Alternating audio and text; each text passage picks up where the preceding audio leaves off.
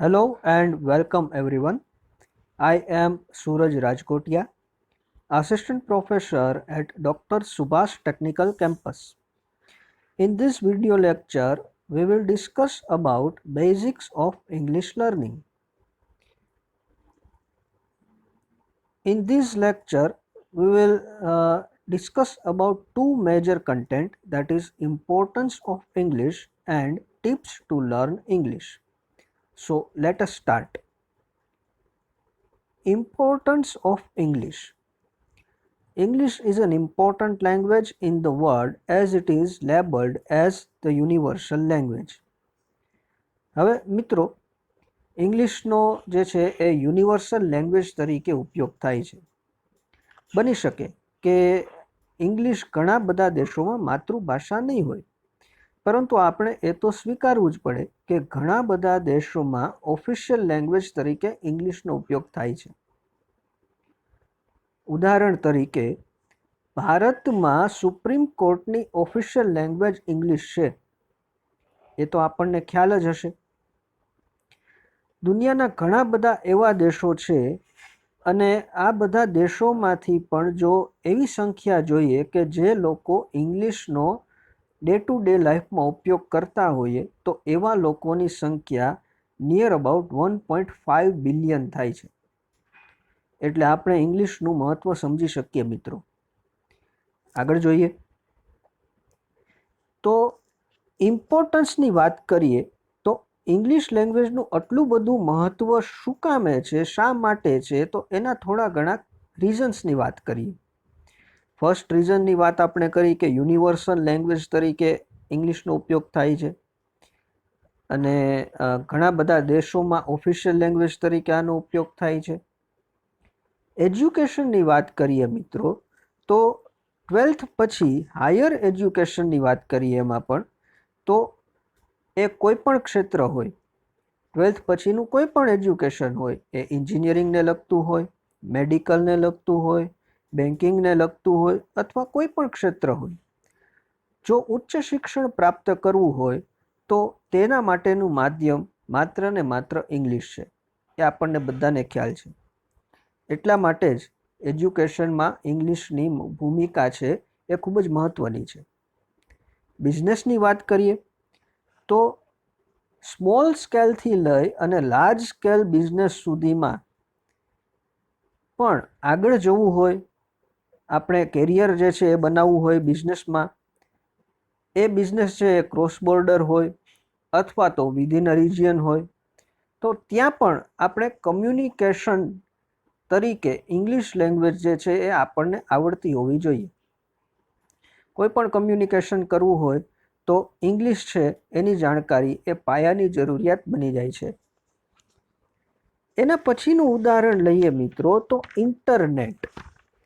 હવે ઇન્ટરનેટ છે એ સામાન્યથી લઈ અને સામાન્ય માણસ સુધીના લોકો માટે પણ એક હાથ વગું સાધન બની ગયું છે. મોટા ભાગની વેબસાઇટ જે છે એ ઇંગ્લિશમાં જ જોવા મળે છે. ઇન્ટરનેટમાં પણ આપણે જો ઇન્ટરનેટ બેન્કિંગનું ઉદાહરણ લઈએ તો આપણા બધા લોકોમાંથી ઘણા બધા લોકો એવા હશે કે જે ઇન્ટરનેટ બેન્કિંગનો ઉપયોગ કરતા હોય. ઘણા બધા લોકો પાસે સ્માર્ટફોન છે, તો ઇન્ટરનેટ બેન્કિંગ કરવું હોય તો એના માટે પણ ઇંગ્લિશ છે એની પાયાની જાણકારી હોવી જરૂરી છે. હવે ઇન્ટરનેટમાં જો સોશિયલ મીડિયાની વાત કરીએ તો સોશિયલ મીડિયામાં પણ મિત્રો ફેસબુક છે, ઇન્સ્ટાગ્રામ છે, ટ્વિટર છે, આ લગભગ ઘણા બધા લોકોના સ્માર્ટફોનમાં જોવા મળે છે. અને આ સોશિયલ મીડિયાનો ઉપયોગ કરવો હોય તો તેમાં પણ ઇંગ્લિશની જાણકારી હોવી જરૂરી છે. આગળ વાત કરીએ મિત્રો કોન્ફિડન્સ બૂસ્ટર. હવે પાયાની જાણકારી તો આપણા બધા પાસે છે જ. આપણે બધા જ જે છે એ સારી રીતે ઇંગ્લિશને જાણતા જ હોઈએ છીએ, પરંતુ કમ્યુનિકેશન સ્કિલ એ જો ડેવલપ કરવી હોય તો પણ ઇંગ્લિશની જાણકારી હોવી જરૂરી છે. એવું પણ જોવામાં આવ્યું છે મિત્રો કે મોટા ભાગના વિદ્યાર્થીઓ સારી રીતે અંગ્રેજી ન બોલી શકવાને કારણે એમનો આત્મવિશ્વાસ ઘટી જતો હોય છે. તો આપણા કોન્ફિડન્સ બૂસ્ટર માટે પણ ઇંગ્લિશનું જાણકારી હોવી જોઈએ. તો આ થોડા ઘણા રીઝન્સ હતા ઇંગ્લિશનું આટલું બધું મહત્વ છે એના માટે. હવે આગળ આપણે જોઈએ તો બેરિયર્સ ઇન ઇંગ્લિશ કમ્યુનિકેશન. હવે મિત્રો બેરિયર્સ એટલે શું? તો કે બેરિયર્સ એટલે અવરોધો. અંગ્રેજીમાં વાતચીત કરવા માટે, વાતચીત ન કરી શકવા માટેના મુખ્ય અવરોધો કયા કયા છે? તો મિત્રો મુખ્ય 4 અવરોધો છે. અહીંયા આપણે જોઈ શકીએ છીએ એ પ્રમાણે. L, S, R and W. Start કરીએ.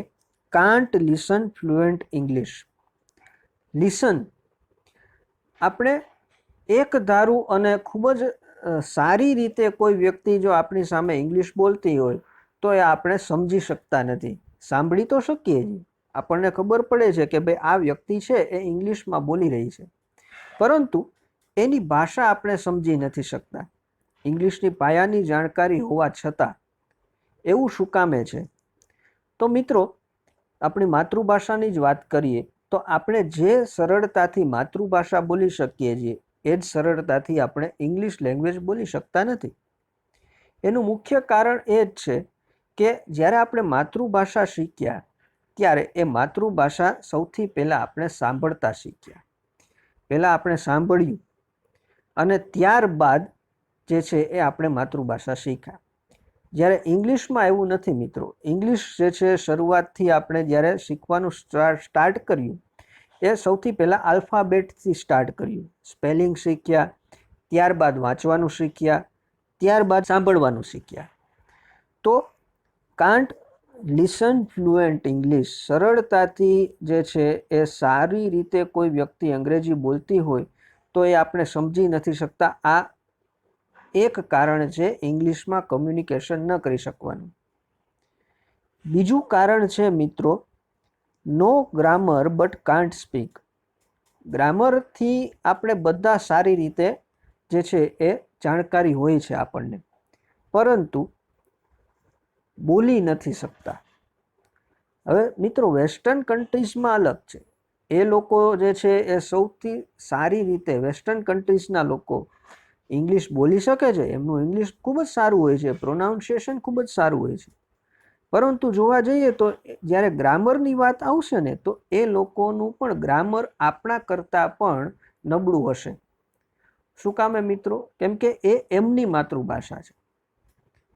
તો આપણે ગ્રામર સારી રીતે ખબર જ હોય છે, ગ્રામર આપણે શીખેલા જ છીએ નાનપણથી, પરંતુ એમ છતાં પણ બોલી નથી શકતા. આ પણ એક અવરોધ છે ઇંગ્લિશમાં કમ્યુનિકેશન ન કરવા માટે.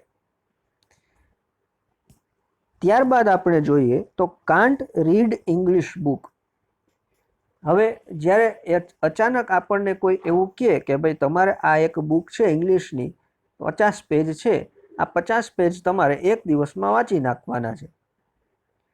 અને બીજો એક ઓપ્શન આવે કે આ 50 પેજ છે ગુજરાતી બુક છે, તમારે આ ગુજરાતી બુકના 50 પેજ એક દિવસમાં વાંચી નાખવાના છે. બટ ઓબ્વિયસ છે કે આપણે સેકન્ડ ઓપ્શન જ પ્રિફર કરશું. શું કામે? ગુજરાતી સરળતાથી આપણે વાંચી શકીએ છીએ, જ્યારે ઇંગ્લિશ વાંચવામાં થોડી ઘણી તકલીફ પડે છે, અને એટલા માટે જ આપણે ઇંગ્લિશમાં સારી રીતે કમ્યુનિકેશન કરી શકતા નથી. ત્યારબાદ can't write proper English. English આપણે બધા લખતા જ હોઈએ છીએ, પણ એઝ અ સબ્જેક્ટ જ્યારે લખતા હોઈએ અને જ્યારે કોઈ બીજા સબ્જેક્ટમાં ઇંગ્લિશ લેંગ્વેજમાં લખવાનું હોય ત્યારે થોડી ઘણી તકલીફ પડતી હોય છે. તો આ 4 મુખ્ય કારણો છે ઇંગ્લિશમાં સારી રીતે કમ્યુનિકેશન, વાતચીત ન કરી શકવા માટેના. હવે આ જે કારણો છે, બરાબર છે, એ કારણો કઈ રીતે દૂર કરી શકાય અથવા તો કઈ રીતે ઓછા કરી શકાય, આપણું કમ્યુનિકેશન ઇંગ્લિશ લેંગ્વેજમાં કઈ રીતે સારું કરી શકાય, એની થોડી ઘણી આપણે ટિપ્સ જોવી છે. તો એ આપણે સ્ટાર્ટ કરીએ. Tips to learn English. મિત્રો અહીંયા આપણે યાદ રાખશું કે આપણે ઇંગ્લિશ લેંગ્વેજ હજી સ્ટાર્ટ કર્યું નથી. હજી તો આપણે માત્ર ઇંગ્લિશ કેવી રીતે શીખવું જોઈએ એના વિશે વાત કરીએ છીએ. Tips to learn English. થોડા ઘણા એમાં પોઈન્ટ્સ છે, પોઈન્ટ વાઇઝ આપણે જોઈએ તો એમાં ફર્સ્ટ પોઈન્ટ છે બાય અ ગુડ ડિક્શનરી. જો આપણે ઇંગ્લિશ શીખવું જ હોય, આપણી તીવ્ર ઈચ્છા હોય જ કે ભાઈ આપણે સરળતાથી સારી રીતે ફ્લુએન્ટ ઇંગ્લિશમાં વાતચીત કરવી છે, તો એના માટે જે છે આપણે આ ટિપ્સ ફોલો કરવી જ પડે. First, buy a good dictionary. એક સારી ડિક્શનરી આપણે વસાવવી જ પડે મિત્રો. હવે આ ડિક્શનરી છે એ ઇંગ્લિશ ટુ ઇંગ્લિશ પણ હોઈ શકે, ઇંગ્લિશ ટુ ગુજરાતી પણ હોઈ શકે, અથવા તો ઇંગ્લિશ ટુ આપણી જે કોઈ માતૃભાષા હોય એ પણ હોઈ શકે. કોઈ પણ ડિક્શનરી હોય, બરાબર છે, એ આપણે એકવાર વસાવી લઈએ અને જે શબ્દો, જે વર્ડ્સ આપણે સરળતાથી સમજી શકતા નથી એ શબ્દો આપણે ડિક્શનરીમાંથી વાંચી શકીએ અને એનું આપણે સારું ભાષાંતર કરી શકીએ. તો આ થઈ ગયો ફર્સ્ટ પોઈન્ટ. સેકન્ડ આવે છે કીપ એ વોકેબ્યુલરી. મિત્રો, વોકેબ્યુલરી એટલે શું? તો કે શબ્દ ભંડોળ. આપણું ઇંગ્લિશ છે એ કમ્યુનિકેશન સારું ન હોવાનું એક રીઝન એ પણ છે કે ભાઈ આપણી પાસે જેટલું શબ્દ ભંડોળ ગુજરાતી લેંગ્વેજનું છે એટલું શબ્દ ભંડોળ ઇંગ્લિશનું નથી. એવું શા માટે છે? એવું મિત્રો એટલા માટે છે કે અત્યાર સુધી આપણી પાસે જે કોઈ પણ નવા શબ્દો આપણે ક્યાંય સાંભળ્યા હોય અથવા તો વાંચેલા હોય ઇંગ્લિશ લેંગ્વેજના, એ આપણે યાદ રાખવાની પ્રયત્ન જ નથી કર્યો અને એટલા માટે આપણું ઇંગ્લિશમાં શબ્દ ભંડોળ કાચું રહી ગયું છે. તો વોકેબ્યુલરી ઇન્ક્રીઝ કરવા માટે એક આપણે ટીપ છે એ ફોલો કરવાની છે. એ શું છે? તો કે જ્યારે પણ 1 મહિના માટે આ પ્રેક્ટિસ તમારે કરવાની છે કે જ્યારે પણ તમે કોઈ નવો શબ્દ ઇંગ્લિશમાં જુઓ અથવા વાંચો અથવા સાંભળો, ત્યારે તમારે એ શબ્દ છે એ લખી રાખવાનો, એક નોટબુક બનાવવાની, એ નોટબુકમાં એ શબ્દ લખી રાખવાનો. આપણી પાસે ઓલરેડી ડિક્શનરી છે, ડિક્શનરીમાંથી એનો અર્થ સમજવાનો, એ લખવાનો અને ત્યારબાદ મિત્રો આપણે જોશું તો 1 મહિનાની અંદર આપણી પાસે ઓછામાં ઓછા 25 એવા શબ્દો હશે કે જે આપણે ક્યારેય વાંચેલા જ નથી અથવા તો જે આપણા માટે નવા છે. ત્યારબાદ આ શબ્દો છે એ ખાલી લખવાના નથી, પણ આ શબ્દો છે એને વારંવાર એનું રિવિઝન પણ કરવાનું છે. એટલે at the end of 1 month we will have minimum 20 to 25 new words, and by this way we can improve our vocabulary. Next છે મિત્રો રીડ અ ઇંગ્લિશ બુક. મિત્રો, આપણે ગુજરાતી ભાષામાં ઘણી બધી બુક્સ વાંચેલી હોય, પણ જ્યારે ઇંગ્લિશ બુક વાંચવાનું કોઈને કહેવામાં આવે તો થોડી ઘણી તકલીફ પડતી હોય છે. તો ઇંગ્લિશ શીખવા માટેની આ પણ એક ટ્રીક છે મિત્રો કે સ્ટાર્ટ રીડિંગ ઇંગ્લિશ બુક્સ. મિત્રો, ફોરેન ઓથર કરતાં આપણા ઇન્ડિયન ઓથર્સની બુક આપણે વાંચીએ તો એ થોડુંક આપણને સરળ પડી જાય. જેમ કે ઉદાહરણ તરીકે ચેતન ભગતનું નામ લઈએ કે એક સારા ઓથર છે. એમની ઘણી બધી એવી બુક્સ છે કે જેના આપણે નામ સાંભળેલા હશે. ઉદાહરણ તરીકે 5 Point Someone છે, 3 Mistakes of My Life છે, 2 States છે. તો આ બધી એમની બુક્સ છે જે ઇંગ્લિશ લેંગ્વેજમાં અવેલેબલ છે. તો આપણે આમાંથી કોઈ પણ એક બુક જે છે વાંચવાની શરૂઆત કરીએ, તો જ્યારે આપણે વાંચવાનું શરૂઆત કરશું ત્યારે બની શકે કે પહેલા 5 પેજ સુધીમાં જ આપણી પાસે ઓછામાં ઓછા 30 નવા શબ્દો આવી જશે કે જે આપણે ક્યારેય સાંભળેલા નહીં હોય. તો આપણે શું કરવાનું છે એ તમને મેં આગળ કીધું એ પ્રમાણે કે ભાઈ ડિક્શનરીમાંથી જે છે એ શબ્દોના અર્થ સમજવાના, લખવાના નોટમાં. તો આપણી પાસે એ રીતે વોકેબ્યુલરી પણ ઇન્ક્રીઝ થશે, વાંચવાની પણ ટેવ પડશે ઇંગ્લિશ લેંગ્વેજમાં અને આપણે સારી રીતે આપણું ઇંગ્લિશ છે એ ઇમ્પ્રૂવ કરી શકીએ. તો આ તો એક ઉદાહરણ લીધું છે મેં, કોઈ પણ ઓથરની તમે બુક વાંચી શકો, પણ શરૂઆત કરવી જરૂરી છે, એ ઇમ્પોર્ટન્ટ છે. ત્યારબાદ જોઈએ તો ફોર્થ ટીપ છે watch English news and movies. હવે મિત્રો, આપણે હિન્દીમાં જે છે ઘણી બધી ન્યૂઝ જોતા જ હોઈએ છીએ, હિન્દીની ઘણી બધી મૂવીઝ જોતા હોઈએ છીએ. તો જો તમારે ઇંગ્લિશ ઇમ્પ્રૂવ કરવું હોય તો આ ટીપ ખૂબ જ ઇમ્પોર્ટન્ટ છે. ઇંગ્લિશ ન્યૂઝ જોવાની, ઇંગ્લિશ મૂવીઝ જોવાની.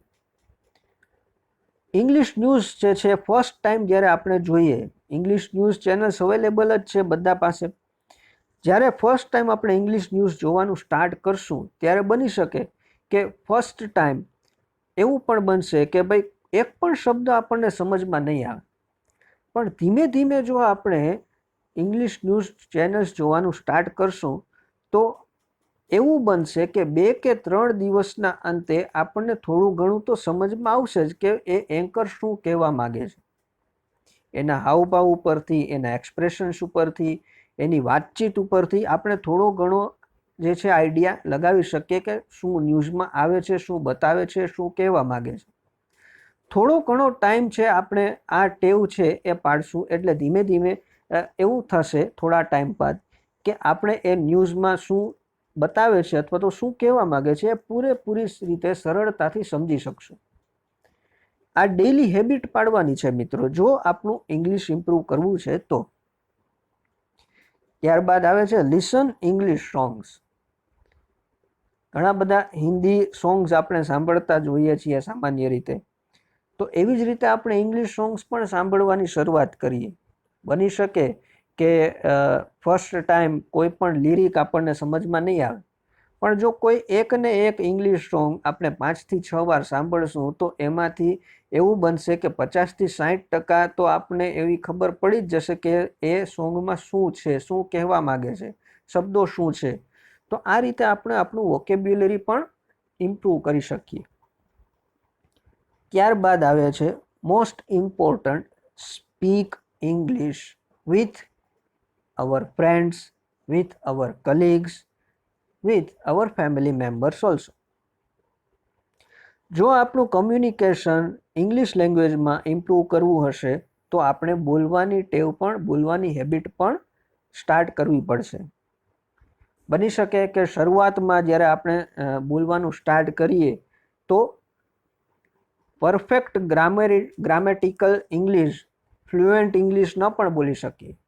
પણ જો ડેઇલી હેબિટ પાડશું તો ધીમે ધીમે આપણું ઇંગ્લિશ પણ ઇમ્પ્રૂવ થવા માંડશે અને એક સમય એવો પણ આવશે કે જ્યારે આપણે ઇંગ્લિશ છે એ ફ્લુએન્ટલી બોલી શકશું. જેવી રીતે આપણે ગુજરાતીમાં વાતચીત કરીએ છીએ એવી જ રીતે આપણે ઇંગ્લિશમાં પણ વાતચીત કરી શકીએ. પણ એના માટે ડેઇલી હેબિટ જરૂરી છે. આગળ જોઈએ રાઇટ અ ડાયરી. મિત્રો, ડાયરી લખવાની ટીપ એટલા માટે આપેલી છે કે જો એકવાર આપણે સાંભળવાનું સ્ટાર્ટ કરીએ, જોવાનું સ્ટાર્ટ કરીએ, બોલવાનું સ્ટાર્ટ કરીએ, સાથે સાથે લખવાનું પણ એટલું જ જરૂરી છે. તો ઇંગ્લિશમાં લખવું શું મિત્રો? તો એ પણ એક પ્રશ્ન આવે, પ્રશ્ન મનમાં ઉત્પન્ન થાય કે ભાઈ લખવું શું? તો આપણે જે ડેઇલી રૂટીન છે આપણું એ at the end of the day આપણે એક ડાયરીમાં લખતા જઈએ. ધીમે ધીમે એ હેબિટ પાડીએ તો પણ આપણું ઇંગ્લિશ છે ઇમ્પ્રૂવ થઈ શકશે. પણ એના માટે યાદ એ રાખવાનું છે આપણી સેકન્ડ ટ્રીક કે વોકેબ્યુલરી જે છે એ આપણી ઇમ્પ્રૂવ થવી જોઈએ. વોકેબ્યુલરી ત્યારે જ ઇમ્પ્રૂવ થશે જ્યારે આપણે હરેક નવા શબ્દો ઇંગ્લિશના એ આપણા ધ્યાને આવશે. એ નવા શબ્દો આપણે લખશું, એનું વારંવાર રિવિઝન કરશું તો આપણે, અને આનાથી આપણું ગ્રામર પણ સારું થતું જશે અને ડે બાય ડે જે છે એ આપણું ઇંગ્લિશ પણ ઇમ્પ્રૂવ થતું જશે. Last but not the least trick કે જેનું નામ છે બી પોઝિટિવ. કોઈ પણ વસ્તુની શરૂઆત આપણે કરીએ મિત્રો, કોઈ પણ નવી વસ્તુ અથવા તો કોઈ પણ નવી હેબિટની શરૂઆત કરીએ તો બની શકે કે શરૂઆતમાં જે છે એ જોશમાં આપણે બહુ સારી રીતે કામ કરીએ, બહુ સારું જે છે વાંચન કરી લઈએ, પરંતુ ધીમે ધીમે ડે બાય ડે જે છે એ એવો પણ સમય આવે કે ચલો હવે છોડી દઈએ, હવે જે છે બહુ થયું. તો એવું નહીં ચાલે. જો આપણે આપણું ઇંગ્લિશ છે ઇમ્પ્રૂવ કરવું હશે તો મોસ્ટ ઇમ્પોર્ટન્ટ ટ્રીક એ છે કે આપણે હકારાત્મક રહેવું પડશે. જો આપણે પાસે હકારાત્મક વિચારો હશે કે ભાઈ ના, મારે ઇંગ્લિશ શીખવું જ છે, મારે સારું કમ્યુનિકેશન કરવું જ છે, મારે ફ્લુએન્ટ ઇંગ્લિશ બોલવું જ છે, તો આપણું ઇંગ્લિશ ઇમ્પ્રૂવ કરતાં આપણને કોઈ રોકી ન શકે. તો મિત્રો, આ હતી થોડી ઘણી ઇંગ્લિશને લગતી વાતો. Tips to learn English, importance of English, barriers for English. અને અહીંયા આપણું જે છે એ basic tips to learn English topic, basics of English, એ અહીંયા આપણે કમ્પ્લીટ કરીએ છીએ. ત્યાં સુધી વાંચતા રહો, વિડીયો લેક્ચર્સ જોતા રહો અને કંઈક નવું શીખતા રહો. Thank you.